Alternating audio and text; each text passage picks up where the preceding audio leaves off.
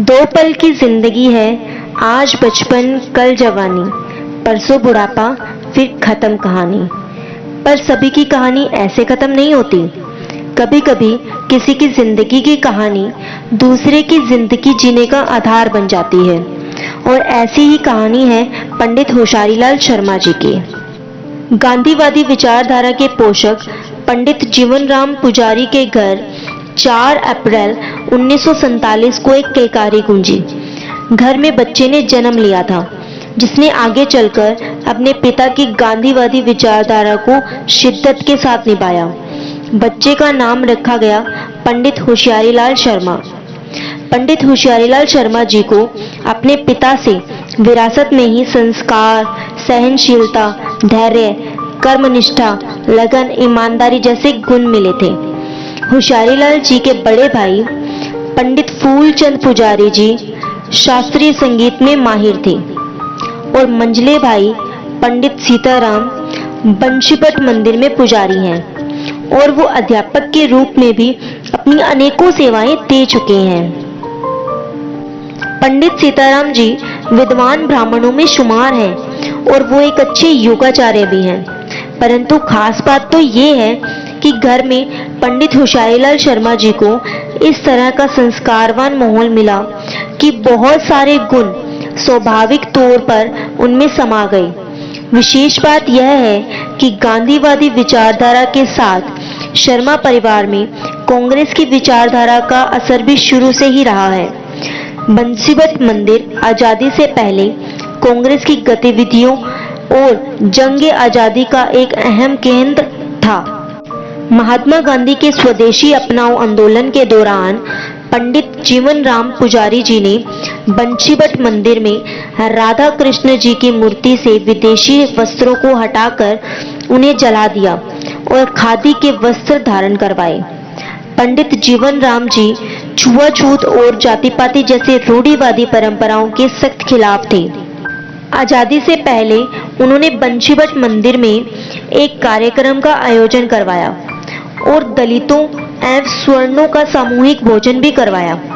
उस जमाने में जीवनराम पुजारी जी को समाज के अनेक तबकों का विरोध भी सहना पड़ा, लेकिन उन्होंने इन सब की परवाह नहीं की। अपने पिता की इसी तरह की विचारधारा की झलक पंडित होशियारीलाल शर्मा जी में भी नजर आती थी। पंडित होशियारीलाल शर्मा जी की पढ़ाई पूरी होने के बाद 1968 में भिवानी के रामस्वरूप शर्मा जी की बेटी विमला देवी के साथ पंडित होशियारीलाल शर्मा जी का विवाह संपन्न हुआ। रामस्वरूप शर्मा जी 25 बरस तक भिवानी नगर पालिका के प्रधान रहे। होशियारीलाल शर्मा जी की बड़ी बेटी माया सिरसा में प्रवीण कुमार जी के साथ विवाहित है। वहीं उनके 2 बेटे राजकुमार शर्मा व राजेश शर्मा हैं। एक बार पंडित होशियारीलाल शर्मा जी ने 2019 के विधानसभा चुनावों में कांग्रेस की टिकट पर चुनाव लड़ा। चुनाव हारने के बावजूद भी वे लगातार उससे भी ज्यादा तेजी से सक्रिय हुए, और ऐसा कोई भी दिन नहीं था जिस दिन वो घर पर बैठते हों। अभी कुछ दिन पहले की ही बात है, पंडित होशियारीलाल शर्मा जी अपने कार्यालय में बैठे हुए बेगू गांव से आए लोगों की समस्या को सुन रहे थे। समस्या सुनने के बाद शाम 3:45 बजे जब वो अपने घर पहुंचे, तब उन्हें अचानक से उल्टी आई और जिससे वो बेहोश हो गए।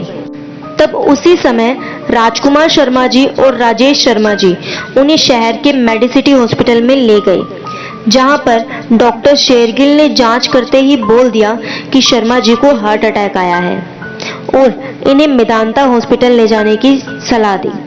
इसके बाद उन्होंने तत्काल उन्हें डॉक्टर मनदीप गर्ग के पास ले जाया गया। डॉक्टर ने भी शीघ्र उपचार शुरू कर दिया, लेकिन हालात काफी गंभीर हो चुके थे। हालात इतने गंभीर थे कि उन्हें गुड़गांव या दिल्ली लेके जाना खतरे से खाली नहीं था। तब डॉक्टर मनदीप गर्ग जी ने स्टंट भी डाला, लेकिन ब्लड प्रेशर कंट्रोल में नहीं आ पाया, और अंत में होशियारीलाल शर्मा जी ने दम तोड़ दिया। होशियारीलाल शर्मा जी के निधन से शर्मा परिवार और पूरा शहर सदमे से भर गया, और हमने भी उसी दिन एक संघर्षशील नेता को खो दिया। अपने जीवन के अंतिम समय में भी राजनीतिक कार्यक्रम में पहुंचे थे वो, और अंतिम दौर में भी लोगों की समस्या सुनते सुनते और उनके समस्याओं का समाधान करते हुए प्रभु के चरणों में विराजमान हो गए। अंत में मैं केवल कुछ लाइनें कहूंगी।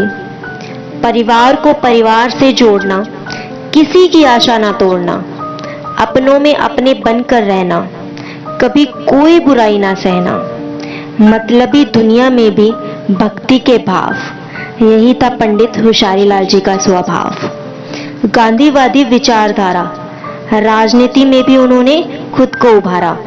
संस्कार, सहनशीलता, धैर्य का संगम निराला, विपत्ति में बने जो सबका सहारा।